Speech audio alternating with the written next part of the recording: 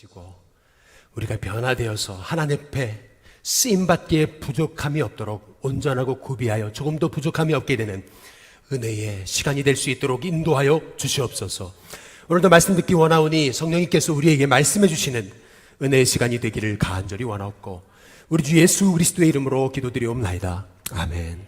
우리 배분하고 인사하겠습니다. 참 잘 오셨습니다. 우리 같이 인사하겠습니다. 우리 한 번 더 뒤에 분하고 인사하겠습니다. 큰 은혜 받으시기 바랍니다. 우리 마지막으로 인사하겠습니다. 너무 반갑습니다. 우리 같이 인사하겠습니다. 할렐루야. 성도는 기도하는 사람입니다. 성도의 기도는 단지 하소연 또 한풀이 넋두리가 아닙니다. 성도의 기도는 하늘 문이 열리는 열쇠입니다. 성도가 기도할 때 하나님 들으시고 성도가 기도할 때 하나님 귀 기울이셔서 하나님의 정확한 때에 응답하시고 우리를 새롭게 하시는 그 통로가 바로 기도에 있습니다. 그래서 성도는 기도합니다. 아니, 어려울수록 기도해요. 저는 우리 식구의 성도님들이 이번 코로나 기간이 하나님 앞에 더 엎드려 기도하는 때임을 기억할 때 여러분의 기도가 식어지는 것이 아니라 오히려 기도가 살아나는 축복의 기간이 될 수 있기를 주님의 이름으로 축복합니다. 근데 어떤 분이 그러죠. 아니, 기도하는데도 어려움이 많은데요. 기도하는데도 고난이 끝이 없는데요. 이렇게 얘기하는 분이 있습니다. 예, 그렇습니다. 기도해도 고난이 있습니다. 기도해도 어려움이 있어요. 핍박이 있습니다. 아니, 오히려요. 우리가 하나님의 뜻대로 살기 때문에 이 세상에서 고난이 있는 겁니다. 고난이 있다는 것은요, 오히려 우리가 하나님의 사람이라는 증거입니다. 어찌 보면은 고난이 없다는 것은 우리가 세상과 타협하고 세상 사람과 별 구별 없이 산다는 증거겠죠. 오히려 하나님의 자녀이기 때문에 하나님의 뜻대로 살게 되고 그 뜻대로 살다 보니까 고난이 있습니다. 그렇기 때문에 그 고난의 때에 우리는 더 기도해야 되겠고 오히려 이 고난 혼자 이길 수 없기에 더 기도의 동력자를 모아야 되겠고 함께 기도하는 중에 오히려 고난을 하나님이 새 일을 이루시는 그 하나님의 새로운 기적과 은혜의 통로로 바꾸는 하나님의 종들이 될 수 있기를 주님의 이름으로 축복합니다. 그래서 하나님의 사람은요, 고난이 온다고 절망하는 사람이 아니고요. 오히려 내가 하나님의 뜻대로 살고 있구나. 하나님의 뜻대로 사니까 고난이 있지라고 생각하면서 오히려 고난 중에 감사하는, 오히려 믿음을 잃지 않는 하나님의 사람이 바로 성도입니다. 독일이라는 나라는 세계를 2번 놀라게 했죠. 16세기에 루터가 종교개혁을 일으키면서 세계를 한번 놀라게 했습니다. 그리고 나서 한 4세기 후에 히틀러에 의해서 한 20세기가 됐을 때 또 한번 세계를 놀라게 했죠. 히틀러의 그 폭정으로 인해서 세계가 전쟁의 소용돌이에 휘말리게 됐습니다. 실은 히틀러가 정권을 잡았을 때 당시 교회가 없었던 게 아닙니다. 독일 교회는 독일의 정부의 녹을 먹는 교회였습니다. 따라서 독일 교회는 독일 정부의 녹을 먹었기 때문에 독일 교회를, 독일 정부를 향해서 그 히틀러를 향해서 노라고 얘기할 수가 없었습니다. 노라고 얘기한다는 것은 정부가 주는 봉급을 포기한다는 것이었고, 노라고 얘기한다는 것은 고난의 핍박의 한복판에 놓여지는 것을 의미했기 때문에 독일 교회는 히틀러의 그 폭정을 노라고 얘기할 수가 없는 상황이었습니다. 근데 그때 그 살벌한 그 상황 중에서 히틀러가 수많은 사람을 죽일 때 이건 하나님의 뜻이 아닙니다 라고 노라고 했던 교회가 있었습니다. 그게 독일의 고백교회라고 하는 교회입니다. 이 교회를 이끌었던 30대 젊은 목사 본 회퍼라고 하는 목사는요, 미국의 뉴욕의 유니온 신학교라고 해서 공부를 했었습니다. 그때 한참 독일이 폭정 중에 있을 때 이 보네퍼 목사님은 잠깐 미국에 건너갔을 때가 있었습니다. 그 뉴욕 유니온 신학교에서 강연을 마쳤을 때 이 보네퍼 목사님의 후원자였던 라이놀드 니버라고 하는 그러한 교수가 이 보네퍼에게 얘기합니다. 차라리 여기 미국에 남으시라고. 괜히 고난이 있는 독일로 돌아가지 마시라고. 여기에서 뜻을 펼치시라고 우리가 후원하겠다고 이렇게 얘기를 했습니다. 그러나 보네프 목사는 이제 그러한 그 아주 장래가 창창한 그 제의를 포기하고요, 독일로 다시 돌아가면서 얘기했습니다. 예수님이 날 위해 십자가에 죽으신 그 은혜는 값싼 은혜가 아닌 값비싼 은혜인데, 예수님이 날 위해 십자가에 죽으시기까지 나를 구원하셨고 나에게 그 큰 값비싼 은혜를 베푸셨는데, 내가 여기 미국 땅에 남아서 나만 편하게 있을 수 있겠습니까? 오히려 독일로 돌아가서 한 알의 밀이 돼서 독일 땅에 하나님의 말씀을 전해야 전쟁 이후에 오히려 독일 교회가 독일을 다시 일으키는 그러한 작은 씨앗 심는 삶이 되지 않겠느냐고, 이제 그러면서 그는 그 모든 안락한 미래를 포기하고 다시 독일로 돌아갔던 것을 볼 수가 있습니다. 결국 히틀러에게 붙잡혀서 감옥에 들어간 지 2년 만에 순교자가 되고 말았던 것이 이제 보네프 목사의 인생이었죠. 우리는 참 그리스도인의 삶이란 단지 만사 형통, 문제 없고 고난 없는 그런 인생을 바라보는 인생이 아닌, 오히려 우리가 하나님의 뜻을 행하기 때문에 하나님의 뜻을 행하는 사람에게는 기도하지만 그럼에도 불구하고 고난은 있다 라고 하는 것을 깨닫고, 오히려 고난 중에도 낙심하지 않고 기도함을 통해서 오히려 그 고난 중에 하나님의 뜻과 계획을 발견하고, 오히려 그 고난이 하나님이 우리를 통해서 새 일을 이루시는 그런 하나님의 통로가 되도록 기도하는 우리 일신교회 성도님들이 됐으면 좋겠습니다. 존 웨슬리 목사님은요, 말을 타고 그의 삶에도 고난이 많았습니다. 근데 어느 날 가만히 생각해 보니까 요 며칠 고난이 없었어요. 가만히 생각을 해보니까, 아니 왜 고난이 없을까? 우리는 고난이 없으면은 그렇게 생각하죠. 하나님 고난을 없게 해주셔서 감사합니다. 이제 이렇게 우리는 기도하지만은 오히려 요한 웨슬레 목사님은 이렇게 기도했습니다. 하나님, 제가 하나님의 뜻과 멀어졌습니까? 왜 고난이 없습니까? 고난이 있어야 되는데 왜 내겐 고난이 없습니까? 오히려 말에서 내려가지고 하나님 앞에 큰 소리로 기도하면서, 하나님 제가 뭐가 잘못됐습니까? 기도하는데요, 지나가던 행인이요, 이 요한 웨슬리 목사님을 보고요 돌멩이를 던졌대요. 그래서 목사님에게 이렇게 맞게 됐는데, 오히려 요한 웨슬리 목사님은 돌에 맞고 오히려 감사했다는 겁니다. 내가 하나님의 뜻을 행하고 있긴 있는 거군요. 고난을 주셔서 감사합니다. 오히려 고난 가운데 낙심하지 않고 기도함을 통해서 하나님의 뜻을 이루는 도구가 되기 위해 기도했다. 이제 이것이 진짜 성도의 기도인 것이거든요. 그래서 성도는 기도하는 사람이지만 기도한다고 고난이 없어지는 것이 아니라 오히려 기도하고 믿음으로 살려고 하기 때문에 더 고난이 있다라는 것 깨달으면서, 오히려 고난이 온다고 마음이 강팍해지는 것이 아니라 오히려 고난 중에 감사하고 고난을 통해서 더 겸손하게 엎드려서 하나님의 뜻을 행하기 위해서 몸부림치는 사람이 하나님의 사람이다 라고 하는 것을 깨닫고, 우리 일신교회 성도님들, 우리 일생에서 고난이 찾아와도 낙심하지 않고 오히려 더 엎드려 기도할 수 있는 하나님의 종들이 될 수 있기를 주님의 이름으로 축복합니다. 오늘 여기 말씀에 보면은 사도 베드로와 요한이 나면서부터 안진뱅이 된 사람을 일으키거든요. 병든 사람을 일으켰다가 오히려 유대의 종교인들에게 붙잡혀가지고 감옥에 갇히고 신문 받으면서 고난을 당합니다.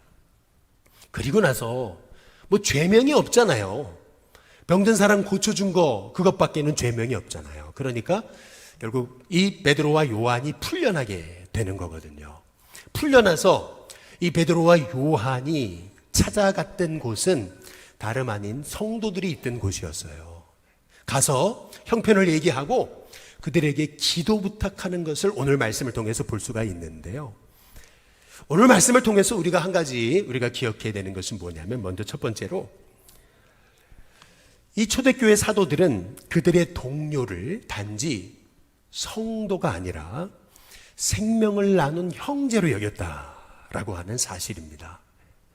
우리 한번 옆에 분 한번 쳐다보시죠. 우리 옆에 있는 성도가요, 그냥 얼굴만 알고 지내는 동료, 교회 교인, 직장 동료, 회사 동료가 아니고요.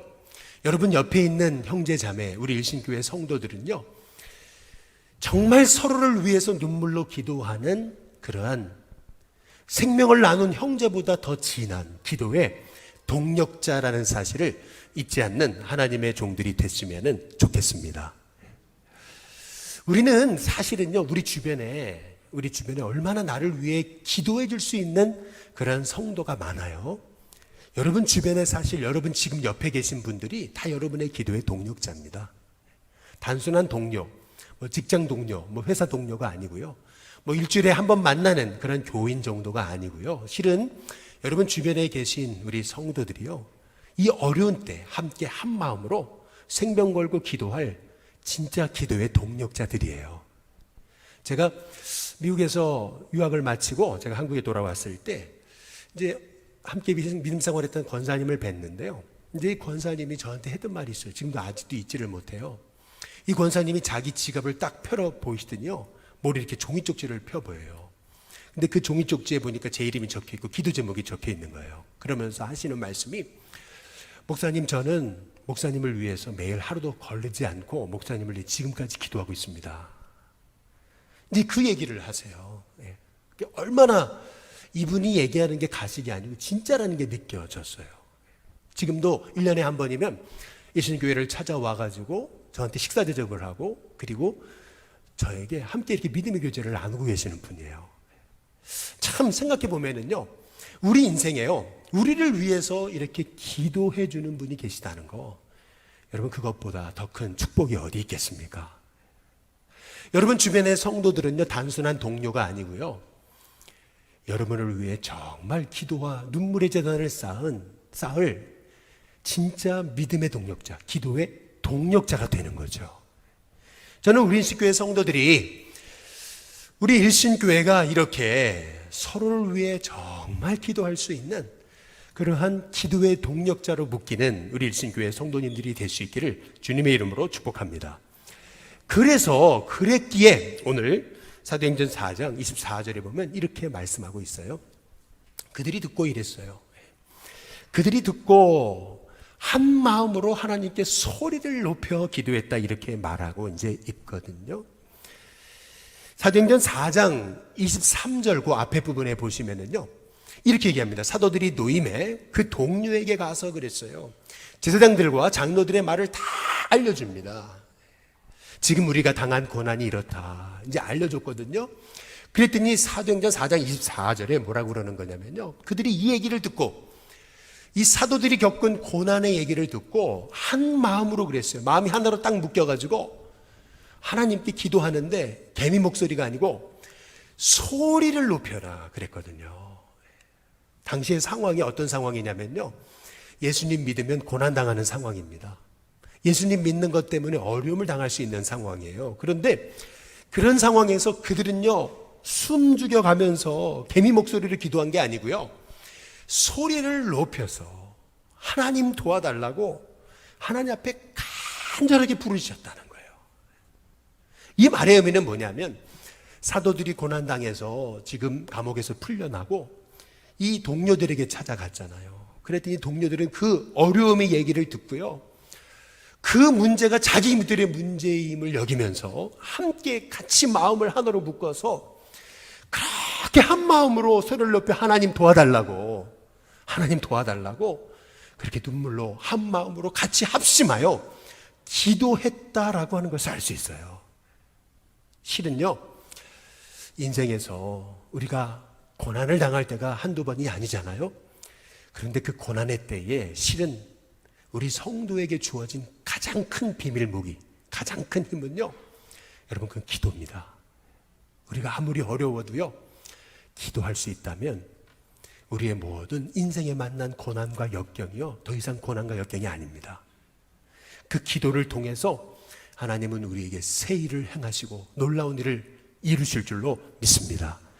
저는 우리 교회 성도님이 어려움을 당할 때마다 누군가에게 찾아가서 하소연하고 한풀이하고 넋두리하는 인생이 아니라 오히려 성도들에게 찾아가서 내 사정을 얘기할 때 함께 그 어려움을 품고 가슴에 품고 같이 한 마음으로 목소리를 높여서, 하나님, 우리에게 이런 어려움이 있지만 하나님은 이 어려움도 축복으로 하나님의 응답으로 기적으로 바꾸실 줄로 믿습니다. 라고 그렇게 하나님 앞에 부르짖으며 기도할 수 있는 진짜 영적인 동료, 기도의 동력자, 참 기도의 파트너, 기도의 사람들이 될 수 있기를 주님의 이름으로 축복합니다. 두 번째로, 그러면 그들은 어떻게 기도했냐는 거죠. 그들은 기도할 때 하나님을 대주제여라고 부르면서 기도합니다. 오늘 사도행전 4장 24절에 보면 그들이 듣고 이 어려운 사정의 얘기를 듣고 한 마음으로 하나님께 소리를 높여 기도하는데, 그들이 가장 먼저 하나님을 향해 부르짖었던 하나님을 향한 호칭이 뭐냐면 대주제여입니다. 한번 따라해 보시죠. 대주제여. 예, 대주제여. 뭔가 어색하죠? 천지와 바다와 그 가운데 만물을 지으신 이시여. 이게 뭔가 어색합니다, 우리는. 근데 이유가 있어요. 그게 뭐냐면 이 대주제라고 하는 단어는 로마 사회에 익숙한 단어지 지금 우리에게 익숙한 단어는 아니기 때문에 그렇습니다.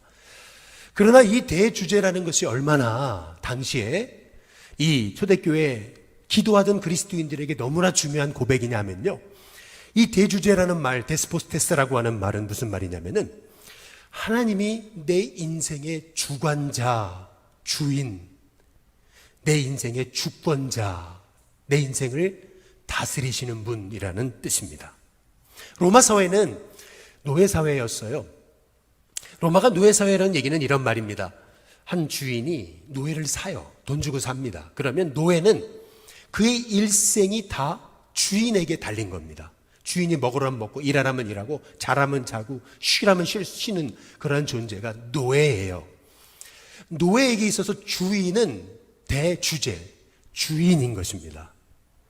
그래서 오늘 초대교회 그리스도인들이 기도하면서 하나님 앞에 하나님을 대주제여라고 그렇게 고백한 것은 뭐냐면은, 지금 이렇게 서슬퍼런 그러한 핍박과 고난이 우리의 주변에 가득하지만, 그러나 진정 우리를 죽이기도 하시고 살리기도 하시는 분은 하나님이십니다. 하나님이 우리 인생의 진정한 주인이고 우리 인생의 주권자이십니다. 내 삶을 다스리시는 분이 하나님이십니다. 라고 하는 그런 고백이 여기 대주제여라고 하는 고백에 담겨진 의미인 것이에요. 어떤 분이 그래요. 코로나 걸려 죽으면 어떡하냐고. 여러분, 우리 그리스도인은요, 코로나 걸려 죽는 게 아닙니다. 우리 그리스도인은요, 사명이 끝났기 때문에 하나님이 우리를 이 땅에서 불러가시는 거예요. 리빙스턴이 이런 얘기를 했습니다. 하나님의 사람은, 사명자는 사명을 다하기까지 불멸이라 그랬습니다. 이 말의 의미는 하나님이 우리를 불러가시는 것은 이제 우리에게 진짜 쉬라고 우리를 불러가시는 하나님의 이 하늘 위로를 향한, 하늘 영원한 안식을 향한 초청이 죽음인 거죠. 그리스도인은 죽는 것은 망하는 게 아니에요. 그렇다면요, 우리를 남겨주신 이유는 뭐냐면요, 이제 그 먼저 가신 분에 남겨진 그 사명, 그거를 이제는 우리가 감당해야 될 그 사명자로서의 사명이 우리에게 남겨진 것이에요. 그래서 우리에게 사명이 있기 때문에 여러분, 우리는 코로나 때문에 죽지 않습니다. 하나님이요, 사명 다하기까지 저와 여러분을 지켜주신다는 믿음을 가지고 여러분, 담대하고 지혜롭고 겸손하지만 그러나 당당하게 믿음으로 살아갈 수 있는 하나님의 종들이 되시길 주님의 이름으로 축복합니다. 여러분, 타임지에 한참 됐죠? 한번 대서특필됐던 한 기사가 있어요. 그게 뭐냐면은 과학자들이요, 2억 광년 떨어진 별을 발견했다는 거죠.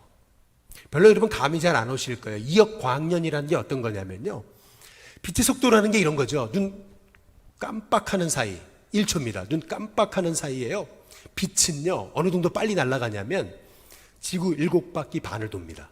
이게 빛의 속도입니다. 눈 깜짝하는 사이에 빛은요 지구 7바퀴 반을 도는데요, 그 빛의 속도로 소위 1년을 달려가면은 그게 1광년입니다.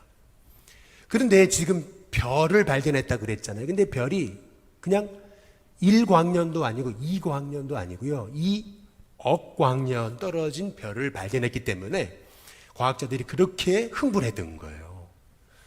다시 말하면요, 눈 깜짝할 사이에 지구 7바퀴 반을 도는 빛이요, 2억 년을 달려가야 도달할 수 있는 별이 2억 광년 떨어진 별입니다.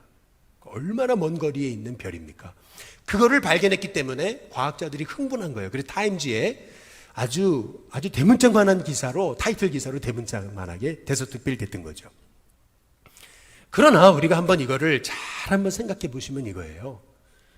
아니, 인간이 발견한 별이 2억 광년 떨어진 별이라고 한다면요, 하나님 만드신 이 천지와 만물, 우주가 얼마나 큽니까?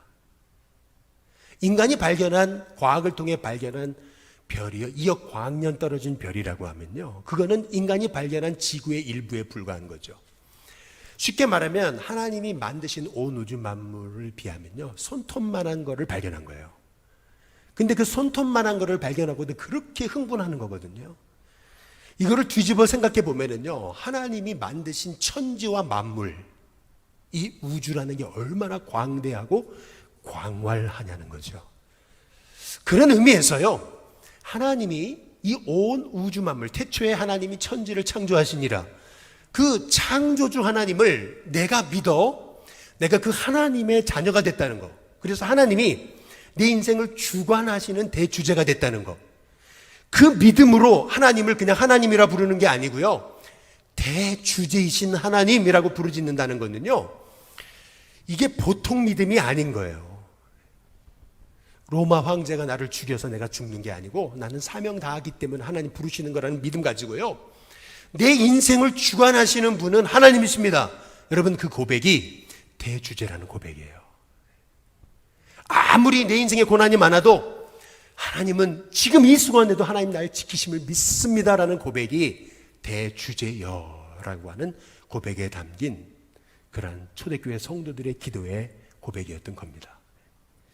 그렇기 때문에 사도행전 4장 29절부터 보시면은 이렇게 기도하는 거예요. 주여 이제도 그들의 위협함을 굽어보시옵고, 여기서 굽어봐 달라는 거는요, 이 고난이 없어지게 해달라고 기도하는 게 아니에요, 여러분.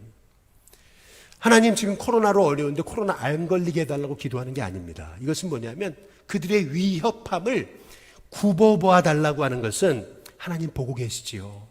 하나님 보고 계시지요. 그 말입니다. 그러기에 하나님이 우리를 지켜주심을 믿기에 종들로 하여금 이 어려움 중에도 담대히 하나님 말씀을 전하게 해달라고 기도하는 거예요. 그리고 30절에 우리의 손을 내밀어 기도할 때 병이 낫게 하시고 표적과 기사, 기적이 거룩한 종 예수의 이름으로 이루어지게 해달라고 기도하고 있는 것입니다. 우리가 여기 초대교회 성도들의 기도를 통해서 볼 수 있는 것은, 그들은 고난이 왔다고 이 고난이 지나가게 해달라고, 고난이 없어지게 해달라고, 누그러지게 해달라고 그렇게 기도한 게 아닙니다. 이 고난 중에도 하나님은 우리의 생명의 주관자이심을 믿습니다. 하나님 보고 계시죠. 그러니 하나님 종들로 하여금 사명 잃어버리지 않고 담대하게 하나님의 뜻을 행하고, 뿐만 아니라 우리가 기도할 때마다 병이 낫고 기도할 때마다 하나님의 기적을 일으키는 하나님의 종이 되게 해달라고, 오히려 말이죠, 고난 때문에 기죽고 고난 때문에 낙심하고 고난 때문에 절망한 게 아니고요, 오히려 고난 가운데 기도함을 통해서 그들이 오히려 더 사명을 발견하고 오히려 담대해졌던 것을 볼 수가 있는 겁니다.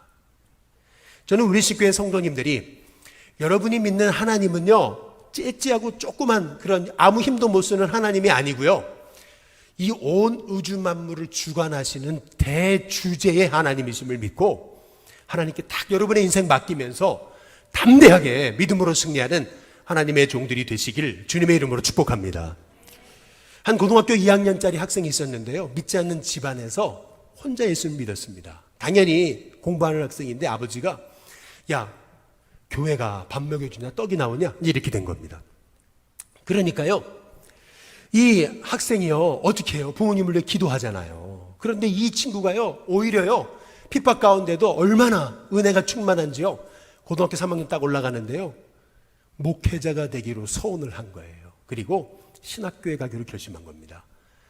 드디어 부모님께, 아버지께 말씀드렸습니다. 아버지, 죄송한데 제가 신학교를 좀 가야 되겠습니다. 목회자가 되는 게 제 꿈입니다. 그랬더니요, 아버지가요, 난리가 난 거죠. 아들을 아무리 협박해봐도 안 되니까요, 아버지가 마지막 최후 통첩을 내리는데 너 목사 되고 너 신학교 가면 너와 나 부자 관계는 끝이다는 겁니다. 더 이상 이제 너와 나 아버지와 아들 관계 아니니까 집을 나가버리라고 그렇게 아버지가 호통을 치는 겁니다. 근데 그때 아버지가 이 고등학교 3학년짜리 된 아들에게 했던 말이 있어요. 그게 뭐냐면은 아버지도 모르게 툭 튀어나온 말이에요. 그게 뭐냐면 이 말입니다. 야, 너 네 다른 아버지 때문에, 나 말고 다른 아버지 때문에 아니 그 아버지한테 매달려 봐라. 그 아버지가 책임질 거 아니냐. 그 아버지 믿어. 그 아버지한테 가. 이렇게 된 겁니다. 그 아버지가 누구죠? 하나님이시잖아요. 우리가 하나님 아버지 기도하잖아요. 그 아버지가 자기도 모르는 척 네 아버지한테 가. 나 네 아버지 아니야.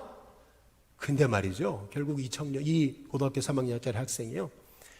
결국 집에서 쫓겨난 거예요. 고학을 하면서요. 신학교 들어가고 자기 돈으로 돈 벌어가지고 신학교를 졸업했어요. 그리고 그 지방의 청주로 내려갔습니다. 아주 조그마한 교회를 담임하면서 목회를 시작했는데요. 참 놀랍죠. 청주가요. 그렇게 클 줄 어떻게 알았어요. 조그마한 교회였는데요. 옆에 아파트들이 들어오기 시작하면서요. 교회가 부흥하기 시작하는데요. 수백 명, 수천 명 모이기 시작하는 거예요. 그러더니 청주에서 대표적인 교회가 되는 거예요. 그렇게 되니까요. 아버지가 아니 먹고는 살 수 있나 했는데 이 아들을 보니까 너무 잘 살잖아요. 이 아들에게 은혜가 흘러넘치잖아요. 그러면서 아버지가요. 야, 네가 옳았다. 그래, 네 말이 맞다. 그러면서요. 그 부모님도 다 예수님 믿게 되고 온 가족이 구원받게 됐다는 얘기예요. 청주에서 목회하는 그 청주의 대표적인 교회 목사님의 간증입니다. 우리가요, 여러분 믿음으로 살아도 고난은 있습니다. 아니, 생각지 못한 더 큰 고난이 올 수 있습니다. 그러나 낙심하지 마십시오. 오히려 기도하세요. 하나님 여러분의 아버지십니다. 하나님 여러분의 진정한 주권자, 대주제가 되세요. 온 우주 만물을 창조하시고 이 우주 만물을 다스리신 하나님이요, 저와 여러분의 인생 붙들고 계십니다. 놓지 않으실 거예요. 반드시 여러분의 삶에 하나님의 계획을 이루도록 기도하는 여러분을 도우실 겁니다. 여러분 그 믿음을 가지고요, 늘 하나님의 이름을 부를 때마다 하나님이 내 인생 다스리시죠. 이 온 우주 만물을 창조하셔서 우주 만물도 다스리시는데 내 인생 하나님이 책임지지 않겠습니까? 여러분 그 믿음을 가지고 담대하게 고난이 와도 낙심하지 않고 기도함으로 승리하는 우리 신교회 성도님들이 될 수 있기를 주님의 이름으로 축복합니다. 마지막으로 그렇다면 기도할 때 어떤 하나님이 증거를 주셨냐는 거죠. 세 번째로 기도할 때 하나님이 그들에게 새 일을 행하시는 것을 그들이 보게 되었다는 겁니다. 사도행전 4장 31절에 보니까 빌기를 다음에 그랬습니다. 기도가 끝났다는 거죠. 빌기를 다음에 모인 것이 진동했다, 뒤흔들렸다는 얘기입니다. 우리가 다 성령이 충만하게 돼서 담대하게 하나님의 말씀을 전하기 시작했다, 이렇게 얘기하고 있거든요. 여기 보면 빌기를 다음에 모인 곳이 진동했다 그랬는데요. 진동했다는 말은 터가 흔들렸다는 얘기입니다. 하나님은요, 우리에게 새 일을 행하실 때 우리의 인생의 터를 흔드십니다. 그 흔드시는 그 사인이요, 우리 눈에 봤을 때는 고난처럼 보이죠. 그러나 흔들지 않으면은요, 우리가 엎드리지 않기에, 흔드시지 않으면은 우리가 하나님 바라보지 않기 때문에요, 하나님은 때로는 우리를 새롭게 하시려고 흔드십니다. 이번에 한 우리 목사님 한 분을 뵀는데요, 그분이 그런 얘기를 하세요. 중국에 문화혁명이 일어났을 때 당시 중국의 그리스도인이 한 70만이었대요. 수많은 선교사님들과 기독교회 지도자들이 다 추방당했거든요. 그때 세계 그리스도인들은 이런 얘기를 했다는 거죠. 중국교회 망했다, 끝났다, 끝장이다. 사실 그런 줄로만 알았거든요. 근데 문화혁명이 끝나고 중국이 뚜껑을 열었을 때 그 70만 명이던 그리스도인이요, 정확한 통계는 아니지만 그 70만 명이 된 그리스도인이요, 약 7천만 명으로 부흥했더래요. 놀라운 폭풍 성장 아니겠어요? 아니 어떻게 그런 일이 있을 수 있었나. 많은 학자들이 연구하기를 오히려 중국이 고난을 당하면서요, 성도들이 다른 거 바라볼 수 없으니까 하나님만 바라보고 기도하다가요, 오히려 하나님이 그 중국이라고 하는 터를 흔드신 게요, 오히려 중국 교회가 새로워지고 순수하게 되는 기회가 됐다라고 얘기하는 것이거든요. 그러면서 이제 그런 얘기를 하시는 거예요. 우리 한국은 어떻냐는 거죠. 지금 코로나라고 하는 생각지 못한 일을 통해서 어찌 보면 이 한국 땅, 한국 사회, 한국 교회를 흔드시잖아요. 아니, 하나님 살아계신데 왜 이 한국 교회를 흔드시냐는 거예요. 왜 이런 고난을 허락하시냐는 거예요. 이유가 있다는 거죠. 하나님이 흔드실 때는요, 그냥 흔드시는 게 아니고요, 새롭게 하시려고 흔드신다는 거예요. 그래서 단지 하나님이 흔드신다고, 진동하게 하신다고 낙심할 게 아니고요, 오히려 하나님 앞에 엎드리고 하나님만 바라보고 기도하는 시간으로 삼으라는 거죠. 그러면서 이런 얘기를 하셔요. 참 마음에 와닿는데, 이 코로나 기간에 두 종류의 교회가 있을 거라는 거죠. 한 종류는요, 그냥 넋놓고 빨리 코로나만 지나라 아무것도 하지 않는, 낙심하고 절망하는 교회가 있을 거고, 한 교회는요, 코로나가 왔지만 오히려 기도하고 엎드려서 하나님의 때를 준비하는, 기다리는 그런 믿음에 서는 교회가 있을 거라는 거예요. 코로나가 3년이 걸릴지 5년이 걸릴지 모르지만 지나가요. 지나갔을 때 아무리 1000명이 모이던 교회도 코로나 기간을 하나님의 훈련과 회복과 기도의 기간으로 삼지 않은 교회는, 1000명 모이던 교회도 500명 그 이하로 추락할 거라는 거예요. 그러나 코로나 기간 정말 하나님 앞에 엎드려 기도하는 교회, 하나님의 약속을 붙들고 하나님의 때를 준비하는 교회는 분명 코로나 이후 시대에 하나님 그 교회를 쓰시는 역사가 있을 거라는 거죠. 그러면서 하시는 말씀이, 일신교회는 어떤 교회냐 이렇게 묻습니다. 일신교회는 어떤 교회냐는 거죠. 여러분은 지금 이 코로나 기간, 우리의 삶의 고난을 만난 이 기간에 여러분 어떻게 신앙생활을 하고 계십니까? 넋놓고 빨리 지나지, 그냥 이 기간 좀 예배 안 드려도 되지, 기도 안 해도 되지, 여러분 그러고 보내십니까? 아니면은 이 기간, 하나님 흔드시는 이 기간에 정말 하나님 앞에 엎드려 기도하면서 하나님의 때를 준비하고, 왜 흔드시나, 왜 내 삶의 이 자리를 흔드시나, 왜 정신 못 차리게 하시나, 그 이유를 깨닫고요, 하나님 앞에 엎드려 여러분 정말 하나님의 뜻을 구하며 찾으며 기도하고 계시느냐는 거죠. 그러면서 한 책을 한번 소개해 주셨어요. 그 책이 뭐냐면은 조병호 목사님의 와우 예레미야 70년이라는 책이었습니다. 이 책의 내용은 이것입니다. 이스라엘이요, 바벨론에 의해서 남유다가요 586년 망합니다. 남유다가 망하고 나서요, 바벨론의 이방 땅에 포로로 70년간 끌려가요. 그러면 그 70년 동안 왜 하나님의 백성에게 그러한 혹독한 고난을 허락하셨느냐는 거죠. 아니, 하나님 사랑하신다면서 왜 예루살렘이라는 이스라엘의 터를 흔들어 놓으셨냐는 거예요. 아니, 그냥 곱게 우리를 좀 사랑해 주시지, 왜 이스라엘이라는 땅을 왜 하나님이 그냥 뿌리부터 다 흔들어 놓으셨냐는 거죠. 그 70년의 의미가 뭐냐는 거예요. 네 가지로 얘기합니다. 첫 번째는 뭐냐면 징계의 70년이라는 겁니다. 하나님 뜻대로 살지 않았기 때문에 하나님 징계하시는 70년.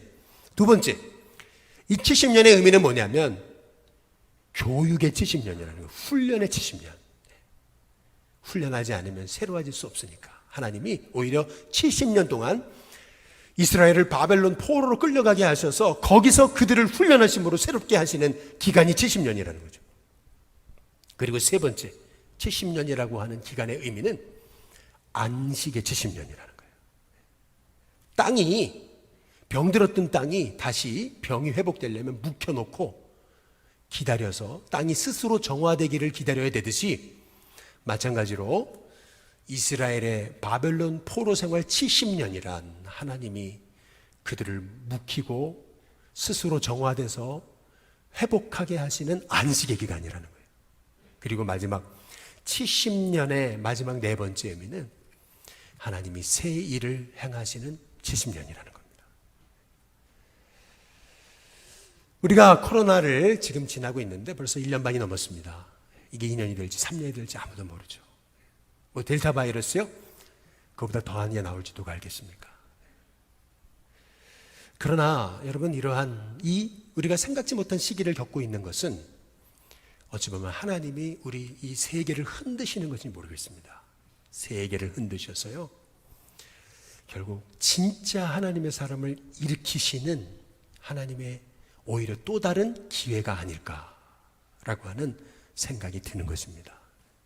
진짜 하나님의 사람은요, 고난 왔다고 절망하고 낙심하고 넋 놓고 있는 사람이 아니고요, 진짜 하나님의 사람은요, 고난이 올 때 감사하고 오히려 고난이 올 때 기도하고 고난이 올 때 뜻을 합하여 성도들이 함께 기도함을 통해서 우리 인생 하나님이 대주제이심을, 하나님이 우리 인생 주관하심을 믿고 흔들림 없이 믿음 지키며 하나님의 때를 기다리며 하나님이 새 일을 행하실 것을 기대하고 준비하는 사람입니다.